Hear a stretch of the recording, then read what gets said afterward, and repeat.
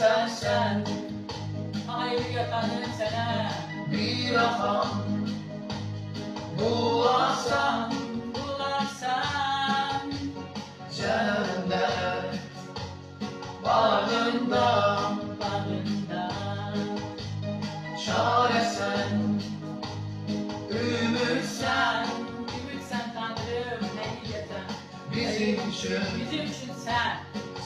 sen Tanrım sen. Var olan Tanrım. şükür güzel Rabbim şükür Rabbisam gördüğüm rüya mı yoksa hakikat Sen hakikatsen Tanrım. Bilirəm mən daha sensiz Haleluya Tanrım. yaşaya bilmərəm sen hakikat Hakikat olan Tanrımız. Alkış sana. Haleluya Tanrım. Şükür ve izzetler olsun sana. Ne kadar şükürler, izzetler olsun azdı ama bizim her bir şey bizim serhellidir. İzzetlerle sonsuz sensen, sonsuz sevgili sensen ya Rabbim. Sevgi dolu, güç dolu Tanrımız sensen, ucasan.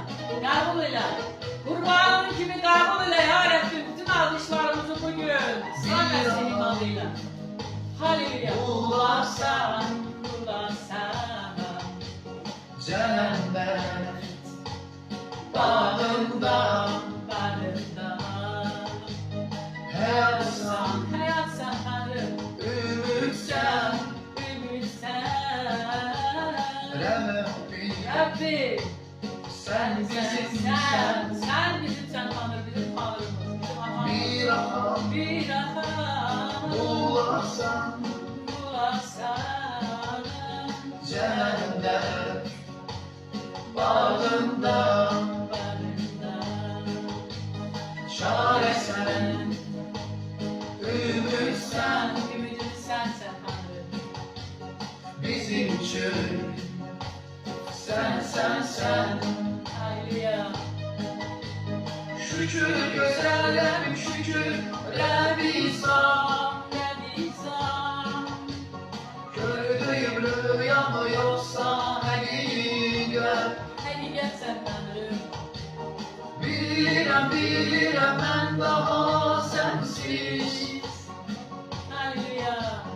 yaşaya bilmərəm sen hakikat Herkes hakikat aktarır. Ama hakikat Tanrı'dır. Hakikati aktarın. Azad olacaksınız. Tanrı'nı kapsaz. İsa'nı kapın. Azad olacaksınız. Çağırın gelecek. O size mümkün olmayanları gösterecek. Buna inanın aziz dostlar. Buna inanın.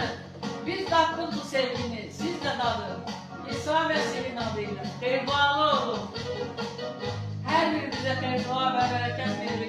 İsa Mesih'in şükür güzel şahide göre. Rabbim şükür Rabbisam gördüğüm rüya mı yoksa hakikat bilirəm mən daha sensiz yaşaya bilmərəm sen hakikat Haleluya.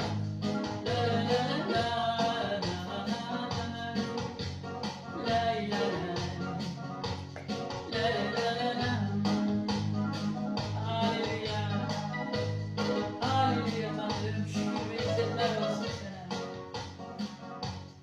sana. Aziz dostlar, o kadar tatlıdır, o kadar şirindir. Tadın, duyun ve görün Rabbin güzelliğini, yaxşılığını.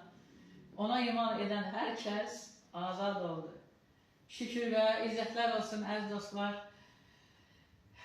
Bizimle olduğunuza göre sizin her birinize minnettarız, xeyirler ve bol bol bereket götürün. Eli dolu gidin, yani eli dolu ayrılın.